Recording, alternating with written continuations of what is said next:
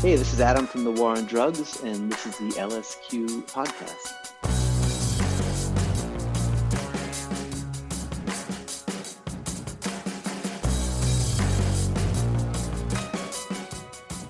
Thank you so much for connecting to do this, Adam. Really Yeah, of course. nice to talk with you. I guess probably last time we spoke would have been around when A Deeper Understanding came out for some radio kind of brief Yeah, meetup. I think we also met at Lollapalooza one year. Yes, undoubtedly, but always a brief thing. And so it's Yeah. nice to get to have some quality time and get to talk about stuff that we haven't gotten to in those other conversations. And I want to say from the outset, the new album is so beautiful. Oh, I really love thank you. it. And Oh, thanks. you're welcome. And by the time this comes out, the album will also be out. What I like to do here is really zoom out and talk about, all of the other sort of stuff leading up to the war on drugs, and less Cool. so the project itself. So for starters, tell me a bit about when you first remember like music seeming like something special to you. I was definitely when I was in seventh grade and got into, Nirvana was probably the first band that kind of just took my imagination, you know what I mean? And that kind of coincided with me having a friend, like a new friend who I had met, my friend Jeff, and he played guitar and drums with his dad in their basement.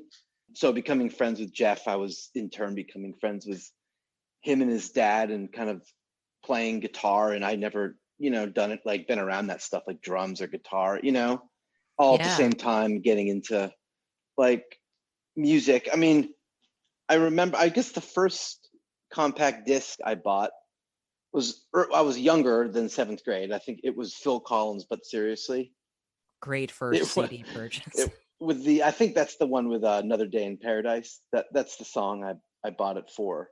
And my brother on the same. We went to Coconuts in Massachusetts, and my brother bought Skid Row. He was 3 years older. I'm not sure in retrospect who made the better purchase, but I think you win that one in terms of I might. canon. Who? In terms of Yeah, canon, and I'm just gonna right. go with Phil Collins. Yeah, but there wasn't.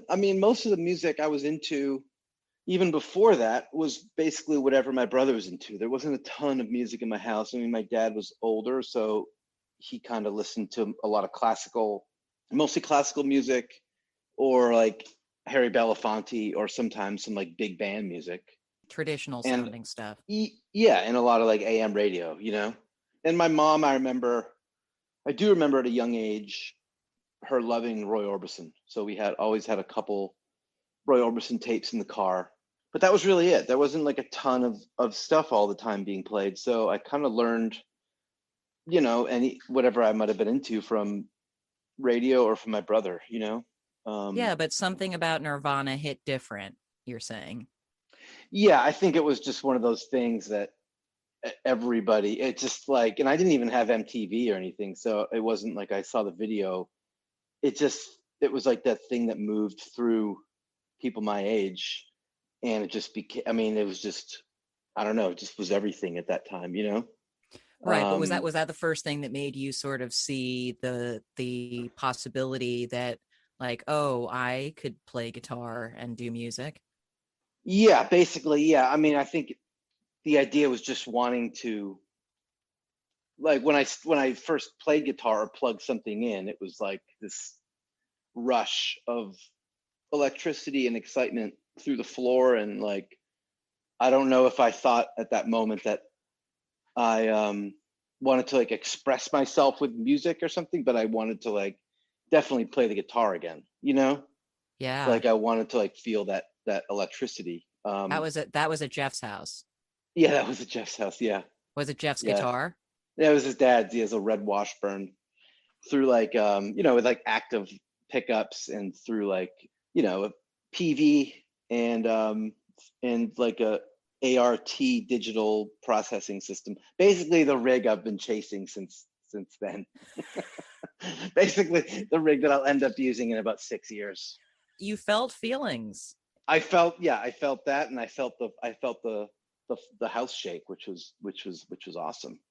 And just the idea too, it was like a drummer, and I never played with a drummer, or and all that. It was just like, Damn. it was the whole thing. And then getting into into Nirvana and really everything else at the time too. I mean, I loved Nirvana, I loved Pearl Jam, I loved Alice in Chains, I loved Soundgarden. That was my first concert, basically. So would you guys learn those songs? Yeah, we learned basically all those songs. Siamese Dream, we basically played note for note, except I mean, who can play those solos? But I mean, basically played all the basic songs on those records. So And how obsessively when this began did it kick off, like, and were you just at that point began to be self-taught, or did you? yeah, I think by that point, I would in any capacity try to get invited over to Jeff's so that we could jam. So maybe it was shrouded in like, let's play some basketball, or yeah, he's like, yeah, and I love, I like playing basketball too, but at the end of I wanted to make sure we got into that jam room, Sorry, Jeff, if you're listening, he loves you, but Oh yeah, I know. We've stayed in touch for yeah. sure, so it's awesome. But yeah, I never really had a lesson, but I guess a friend of mine at the same time, he got a bass and I got a guitar. So we were both, into the same music, and he bought a white bass and then I got this guitar maybe a year or two after I really got into it at Jeff's. And same kind of thing. I mean, we just learned the songs of the day, and then we learned a bunch of Stone songs, and it's actually really crazy to remember this, but that was like the very early days of the internet, because we were going to my friend Tom, we were going to his mom's office at Boston College and printing out tablature from the internet. But this was like 94, Yeah, Like, you don't damn. really think of the internet being around then, but it was in this weird archaic. But yeah, we would go and print out tablature for the Stones, not so much Beatles, but whatever, Oasis, anything we could find. And we would just learn how to play our favorite songs, and kind of then one day I got asked to play bass in a talent show at another school. This kid was he was probably basically like Massachusetts' biggest Smashing Pumpkins fan, and he asked me to play bass on Bullet with Butterfly Wings. And then so I was happy to, even though I liked guitar. But then my friend who played bass got mad at me because I should have essentially passed the gig on to him. It's like but we somehow worked it out, I guess. But I played bass for this talent show. But yeah, I mean, it was just that kind of thing, And I wasn't at that age, I just liked playing and sharing that moment with my friends. But I wasn't I didn't see it as something that I needed to, or I wanted to like use to express myself at that. I was still just like a big fan of music and learning, and I don't know, I didn't Yeah, really like think it this was and something. the visceral thing too. Yeah, like I didn't think it was something that I wanted to pursue, like to that on that level. But Well, I just what began to push it in that direction?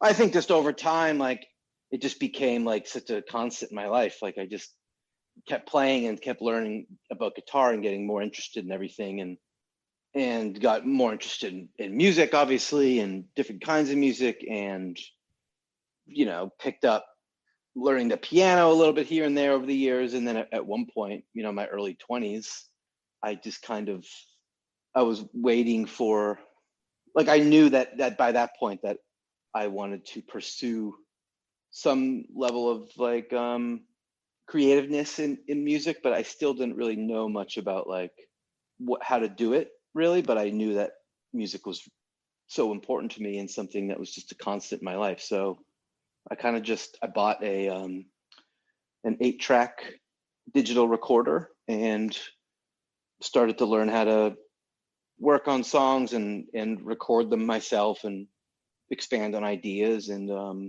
that was a year, about 2 years before I moved to Philadelphia. And then when I moved to Philadelphia in 2003, I was 24. I kind of met a lot of people very quickly that were into the same stuff, and that was where I think I just learned a lot in a span of a couple of years. Yeah, yeah. Or had you, before you moved to Philly, had you started like going to shows or having friends who had bands that, you know, did original songs and stuff? In yeah, I went to shows in high school, obviously, and then when I lived in California, in Oakland, we went to shows.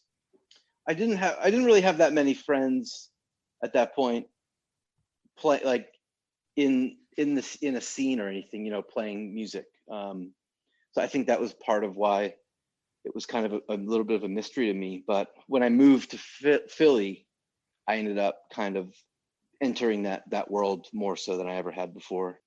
Yeah, it's just one of Does those that things. Like, do any shows or sort of memories stand out in particular as like a galvanizing moment for not just being impressed by someone's show, but it lighting a fire under you to do music more seriously?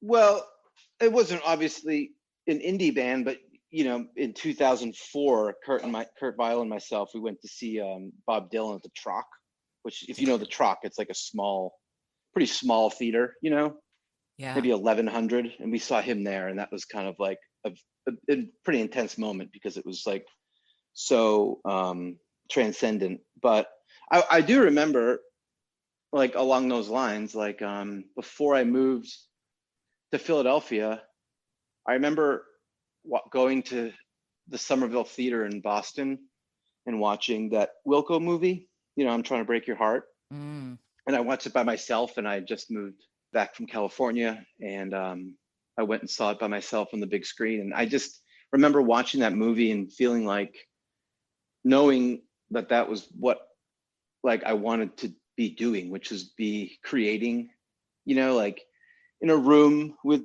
people and experimenting and like arriving at things that felt special. And I just it hadn't clicked in a way until I watched that movie. It was like, it just made sense that, you know, I wanted to be surrounded by creative people, and I wanted to be part of a community. You can't really do at a certain point, like recording ideas in your bedroom without any like connection to the outside world wasn't really gonna, not even that it wouldn't go anywhere, but it wasn't really gonna be fulfilling, you know? Yeah, yeah. It's interesting that you described starting with getting, what did you say? It was a 4-track or an 8-track? Yeah, 8-track, yeah. An 8-track. Yeah, like so you weren't sitting there with the guitar strumming and just kind of writing early songs that way. You were recording and like arranging songs essentially as your earliest songs you wrote. Yeah, I think so. Yeah, I mean, in when we were younger, Jeff and his dad, they had a, you know, classic Tascam 4-track, and we made recordings, but I didn't like gravitate towards it. Like, I didn't know how to use it. I wasn't like obsessed with learning how they were doing it, you know.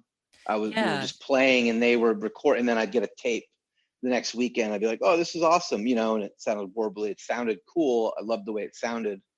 I loved hearing whatever we were jamming on, but it wasn't something that at that age I was like, Yeah, you know, you weren't dying to looking at it figure that. out. Yeah, Yeah. yeah.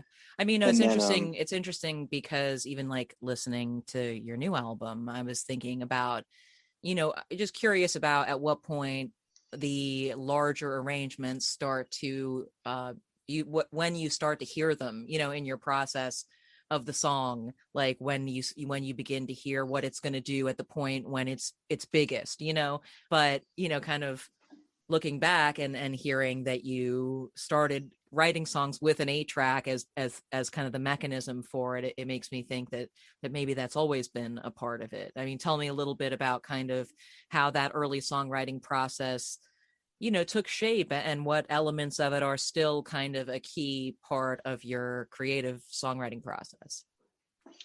I mean, I think, yeah, I mean, off the top of my head, like the machine I had, this Boss machine that ran with zip disks, like, you know, you could plug your guitar directly into it and play through any number of guitar sounds. And I don't know. I mean, for me, it's like I've never felt like that there's been some thing I'm chasing. With each album, or each recording, I should say, that I've worked on over the years, like it's always a mystery, and it's always like a journey. I think with where some of the more current music ended up feeling bigger, or with like the extensive kind of work we do in the studio, I think that's just a reflection of like learning how to use the studio better than I did 10 years ago, 15, 20 years ago. And I guess when you understand what you can do and how to do it, then you kind of unlock a few things in the actual writing of stuff to get there. But I don't know. I never felt like I was always tapped into something that I'm more tapped into now. It's really just been a process of learning how to write a song and feeling like whatever you're doing is better than the last thing you wrote, I guess. You mentioned this Bob Dylan show at the Troc, and yeah, I want to talk some more about Bob Dylan because obviously he's his influence looms large for all of us in in the rock world and in your music in particular. And of course, I noticed immediately that on the title track, I Don't Live Here Anymore, right out of the gate, you've got Creature Void of Form Yeah. reference. So it's a thing you've embraced, right? Because you can't, as a singer-songwriter, a white male singer-songwriter, there's going to be the Dylan thing, right? It enters the equation at a certain Yeah. point. Just so tell me about kind of your evolving relationship with Dylan and why he's such a deep source of influence for you. Yeah. I mean, I guess it's just one of those things like throughout my youth, I knew him kind of, peripherally, like with the hits, whatever the hits may have been, like, and then somewhere along the lines I heard, the like the Blood on the Tracks New York sessions, like the bootleg series disc with all the acoustic versions of everything. And that's really when I got like deeply into it. And and then from there you kind of get into all the albums much deeper, and then I think just a lot of things lined up, like having a friend who was a little bit older than me and was like basically a Dylanologist. So he was just like he was like a teacher, you know what I mean? And Yeah. then also moving to California around the same time and kind of, living in the Bay Area and listening to, mid 60s Dylan and being inspired by beat poets, the whole thing was just lining up, like, Yeah. Going to the Henry Miller Library and being in Jack Kerouac Street and then listening to Blonde on Blonde, and then you see the photo hanging in City Lights of Bob and Michael McClure, it's like, but yeah, it was just like one of those, I remember driving up the Highway 1 in our friend's pickup truck, listening to, Highway 61. And it was just one of those things, but it just remained, and I remember when I was living in Oakland, I bought the live 1966 Albert Hall concert on record. And that was another thing that kind of just propelled the obsession. And then when I moved to Philly, it's just like everyone I was meeting was also super into it. So it's just one of those things. Like when I met Kurt, we were both into like the same kind of era of Dylan and the Eat the Document stuff and the 60, like the strumming, kind of like the low droning tuned C stuff. And yeah, you just keep meeting people along the way that bring you in different directions with Dylan. But Yeah. I mean, he's one of yeah, those artists that even if you don't play music like me, if you're a fan of his, he prompts you to obsess in a way or to just wonder, like, how does he do it? In a way that some other artists don't, I would imagine, as a yeah, singer-songwriter yourself, that question as you're working on your own craft, if you really are, a fan of his, appreciator of his in that way, like can't help but make you as a lyric writer and so forth, like dig deeper or try and, it's a very high watermark to try and live up to, obviously. yeah. And also, I mean, he's just like so weird. That's the best part. I mean, I love his writing, obviously, but it's like the thing that really attracts you to him is just how strange he is. You know what I mean? And that's like the best part of him. Like Oh yeah, no, I even when mean, I even saw him at the Newport Folk Festival 2002. He hadn't played it since 65, and he returned to the Newport Folk.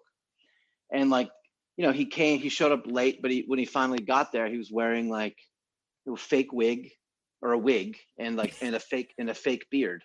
And like the night before, he had played in Worcester, and he was like, he looked like he had like played into this whole character. They were making a big deal that he hadn't played it in 35 years, and true weirdo. Yeah.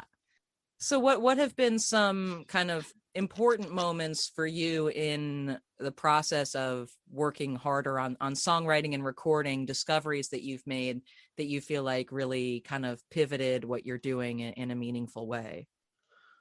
I mean, musical discoveries, or just kind of like, yeah, well, no, just I mean like things you learned, or ways of doing things or whatever, just major moments or techniques or whatever, not other artists or anything like that. I just mean like over the course now of making all of these albums, there must be things where you're like, you know what, this is actually how I get where I'm trying to go. I think the main thing is trying to squeeze as much as you can out of like one simple idea, because usually whenever I'm demoing something or writing something, like, at night in my little room, like there's usually whatever I end up working on is something that in the moment was very simple and very sparse, and like created a nice spark within me.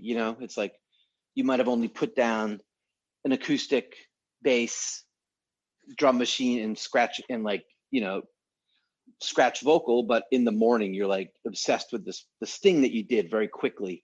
And sometimes those ideas can peter out, but I'm not the kind of guy that has like 70 songs for 10 songs on an album, so I try to just stay true to that feeling when I work on something that excites me, and trying to find any number of ways to just keep that, to remember that's the song you're working on, which always will have peaks and valleys.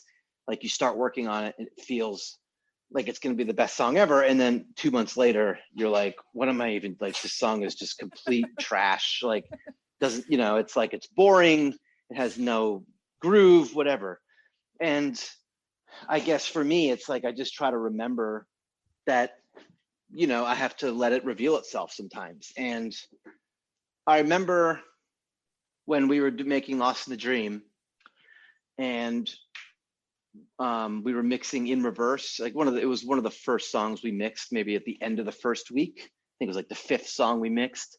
And it was just kind of like, we had it up on the console. And I remember it was the first time I was just kind of like told Nicholas, the mixer, I was like, all right, just like basically mute everything besides, a couple keyboards and the guitar, and it wasn't like I had really been thinking that much about it. It was just like one of those things where in the moment I was just, and we weren't even stuck on the song. It was kind of like going along normally like a song would with drums.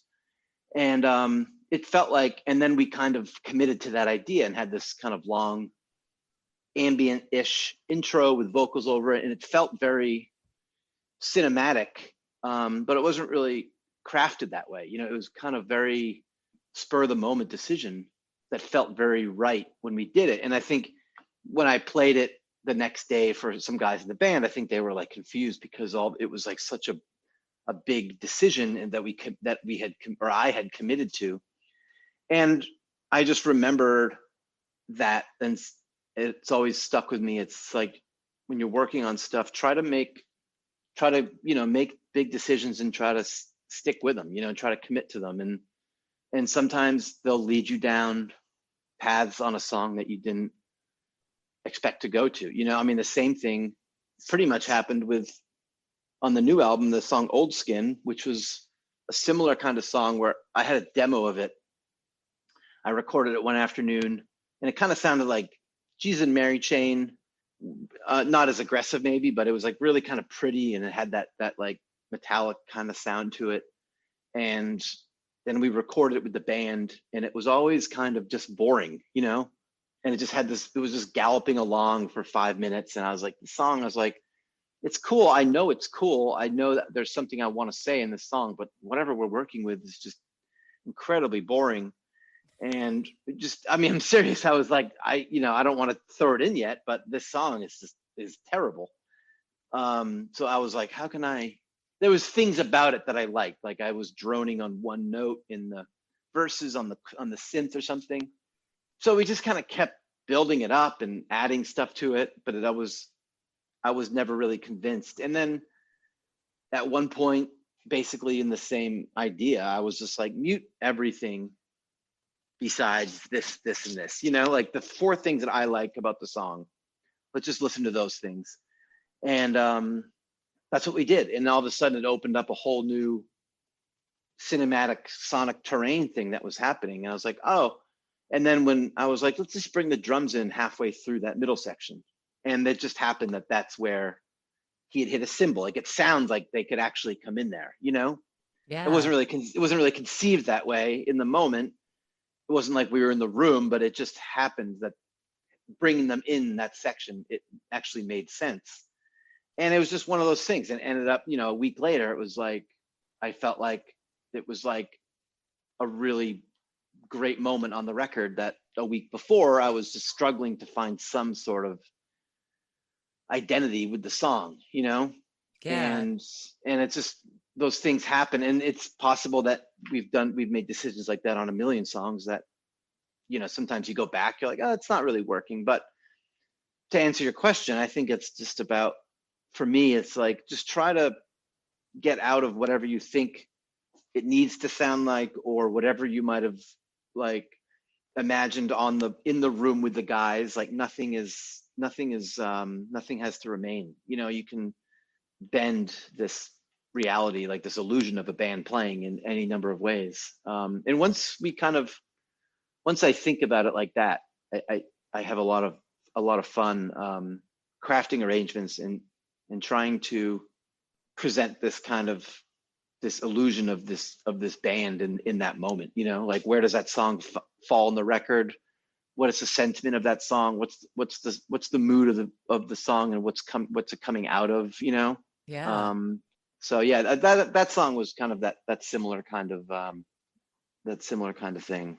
It's interesting how much of it, yeah, it sounds like one of the consistent things is that you want to honor the like instinct, the the initial instinct, the spark of excitement you had about the song when you first thought of it, even if you got away from that with working on it a lot, but that even in that process, when you're worried you're working on it too much, if you can kind of recreate this instinctive moment with it to bring back some of that spark, it can turn into a whole other thing. For sure. Yeah. And sometimes I think it's just about, there's no right answer. Like, there's no right way to arrange a song, or there's no right way to write the song. I think it's just one of the reasons people get demoitis, maybe, when they're doing something in their bedroom, and it's because they're doing it all themselves. You know what I mean? It's like, because they had nothing, and then an hour later they had something, and it's like, that makes you feel like it's special, because you had a blank tape, and then you had a pretty vocal melody and guitar and a drum machine, and and a keyboard part, and so when you start trying to run it with the guys, and you try to make it something that it never was, it's easy to think you're getting away from it, because you're kind of all of a sudden that little thing it's not all yours anymore, and Yeah. it's like, that's the thing that sometimes makes a song special, is because it's something that you created out of thin air, in an afternoon or a night or whenever. And it's tough to let go of it, and try to imagine what it's like when it's a little bit more realized, because something about it being just yours is what's nice, what makes it feel important. You talk about kind of how the influence of these other musicians and collaborators that you've crossed paths with over the years, obviously has had a key impact on the songs that you've recorded.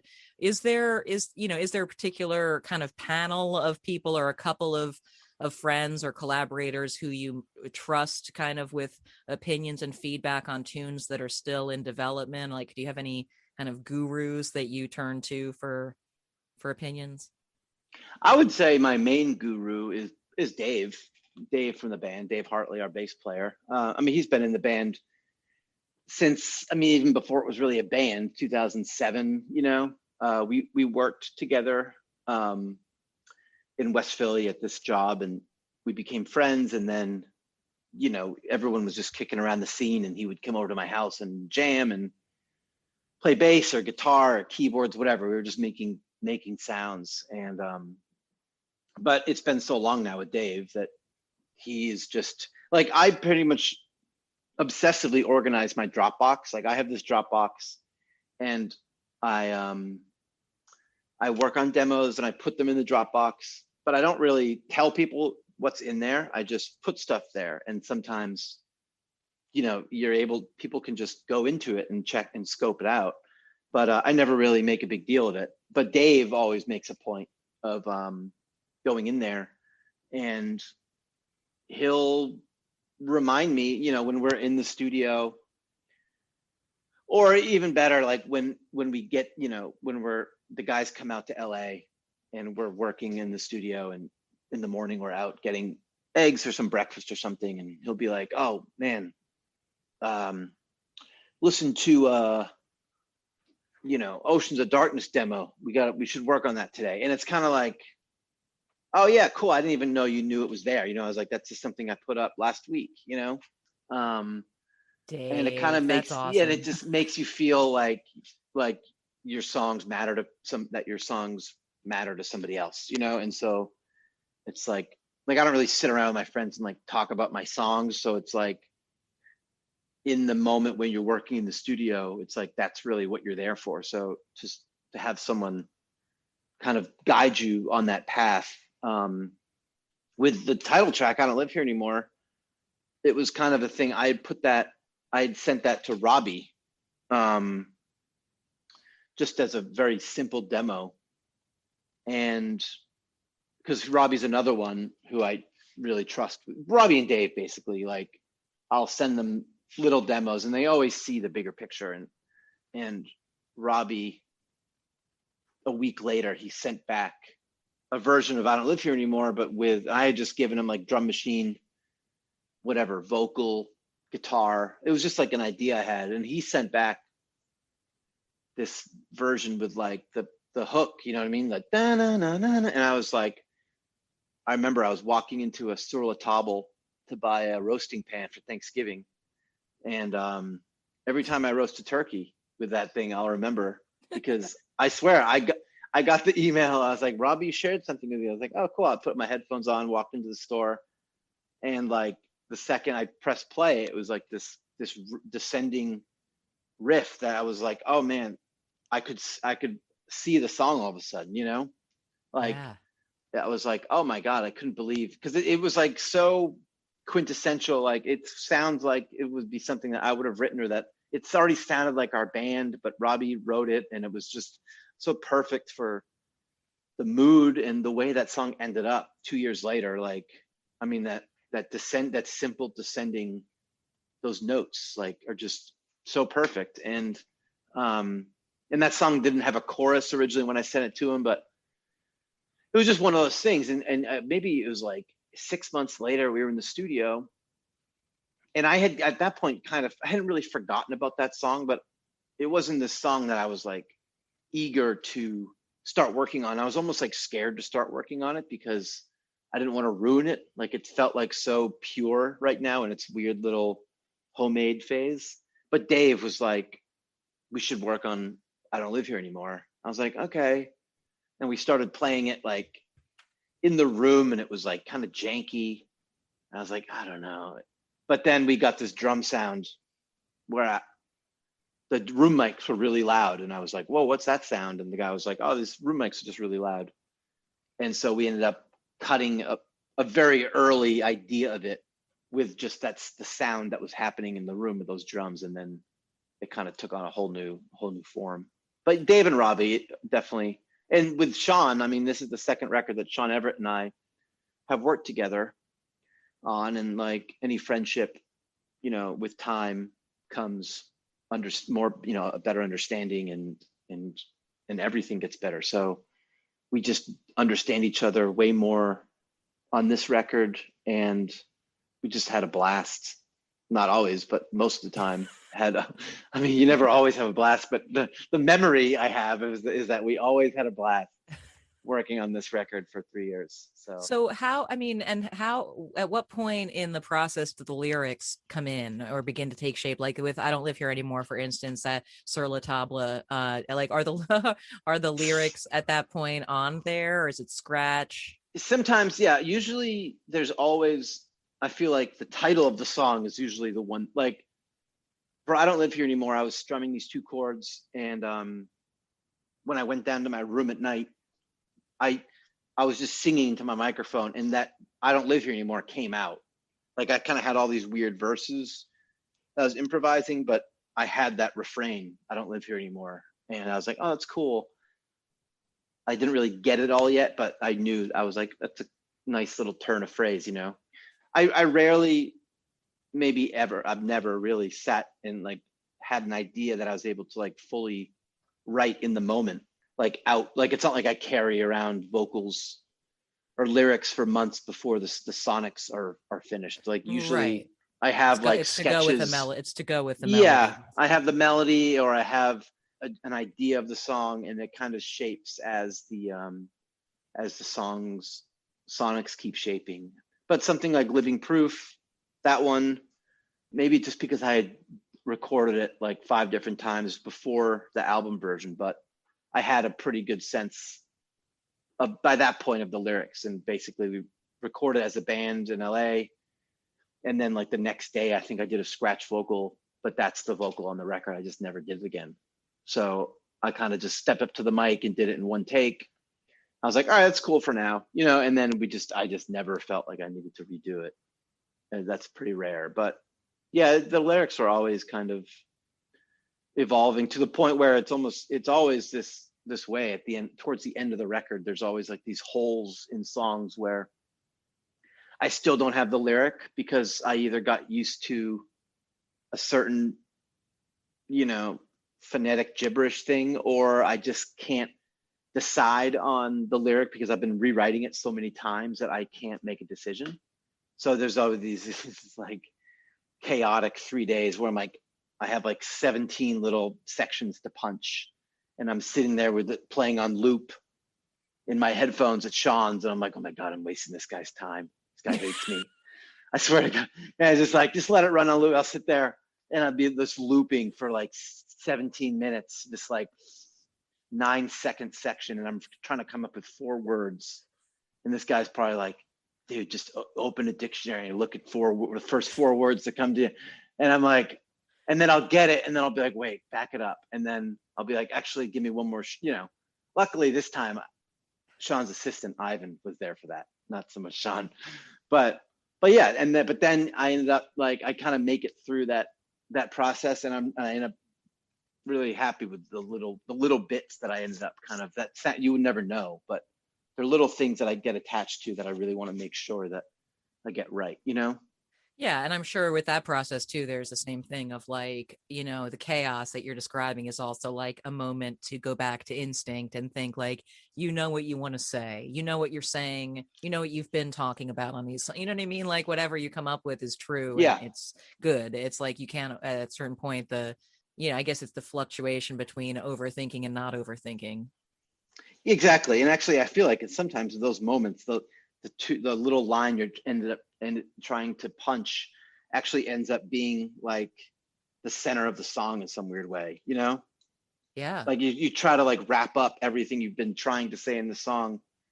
It's almost like the song's like, all right, you have one more shot to like try to, write what this song's about. And so you try to put it all in like one line, like that song Change, that third song, that third verse that was after the middle section. There's a line, it's like, so damn hard to make that change, but that was the line I had on loop for like an hour, and I was trying to figure out the sting, and then I kind of eventually ended up there on that line, And I was like, oh, cool. I kind of like wrapped up the song that I've been working on for 3 years in this moment of chaos, and it made me feel really good because I was like, oh yeah, okay. It's like every time you make an album or something, you get used to remembering that there's ups and there's downs. It's like you start the record, the first 3 months, you're like calling your manager, like in your label, like, oh yeah, I'm gonna be done with this thing 2 weeks, 3 weeks tops. Like the songs are flowing. It's good. We're all out here in the studio. It's May 1st. We'll be done June 1st, no doubt. And then, June 1st of the next year, you're like, you hate the record. It's all a mess. Everything, no one likes any of the songs. So I know how this flows now. And I know that now, yeah, in like year 3, I'm going to be like, laying in the floor at Shawn's, like with headphones on, listening to a 4-second part of a song on loop, trying, like furiously typing at my computer. One more time, just one more time. Sorry, dude, sorry, one more time. Yeah, it must take on a different character when you start to go out and then play the new songs live, and it's a whole different thing, and you get to see what the audiences really react to and that kind of thing. Yeah, that's like where the real song lies, But yeah, I mean, we haven't really been able to. The guys were just out here a couple months. They were here in July, and that was the first time we got together in 18 months, 20 months. And none of these songs on the record were really played in the room. So we haven't really got to investigate how they feel being played by people, So even we were super rusty the first 1 or 2 days, but then we settled into like a really nice thing for 2 weeks. And you realize pretty quickly that these songs, or any song really, and that's like another Dylan thing. He always talks about like, the real song is really when it's played for people, in a room by a band, but played for people in a moment. And that's where the real song happens. So yeah, we're just trying to figure out, the framework, and then we can let that happen. Yeah, 2022, it's all happening. I'll believe it when I see it.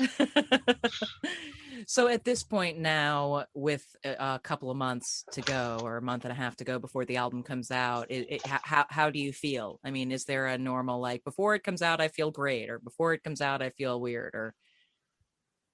I think this is maybe the first record I remember just being excited for it to be finished, and for it to come out, and for us to start the whole thing up and play some shows and rehearse and get ready for tour. And yay, I don't know why he's feeling good. I feel like, yeah, we, Shawn and I, we really worked hard at the end to get it, I think, where we wanted it to be, and we both had we had a lot of fun wrapping up the record. And we had like, basically in the 25th hour, we had this like epic 14 hours, basically the greatest 14-hour studio session of my life, which was, we had basically mastered the record. We'd finished the record. We had mastered it.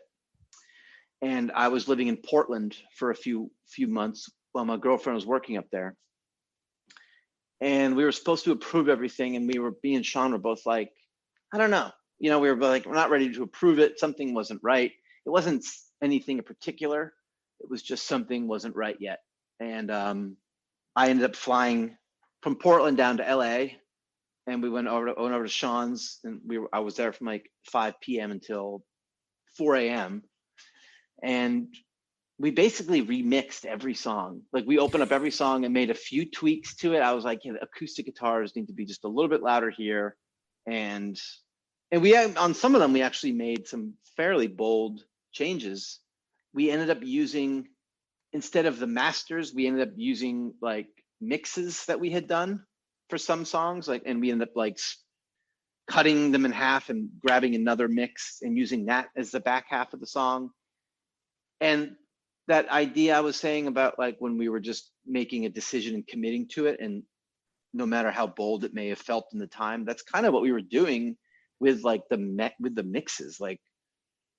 But it made a lot of sense in that moment, in that 12 hours. And we basically reshaped the entire album in one session. Like whatever we would have had before this, it was not the same record as what we ended up with. And so we mastered it. I think we were on the third round of revisions for mastering.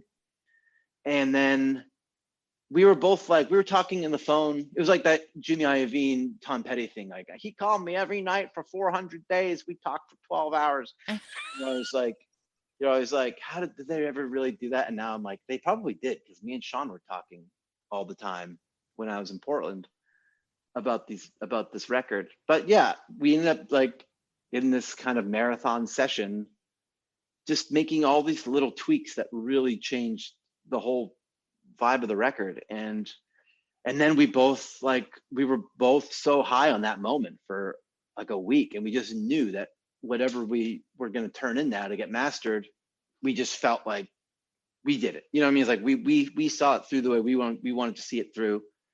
And all these little, he was really attached to like some drum sounds or this or that or whatever it may have been. And we got there together. And so now that it's done, I'm just excited for it to be done and out and coming out, and for the next phase, which is learning how to perform them, and share them with people. Amazing. I wonder if someday there'll be like we got to get the bootleg series going, the War on Drugs right series. Yeah, so we can hear the original, what it would have been if not for that 14-hour mind meld. That's awesome. I know. It was special. Well, Adam, thank you so much for connecting to do this with me. Yeah, you're welcome. Thank you. All right, well, that does bring us to the end of episode 68 of the LSQ podcast. Thanks again to Adam from the War on Drugs. And they're on tour starting in January. Check the dates at thewarondrugs.net. I'm Jenny LSQ. Appreciate you listening. Episode 69, nice, is out in a few weeks, and it's actually extra nice because Courtney Barnett will be my guest in that, the final episode of this season. I'm already recording stuff for next year that I'm stoked about. You can reach me with questions and feedback at Jenny LSQ. Talk to you next time.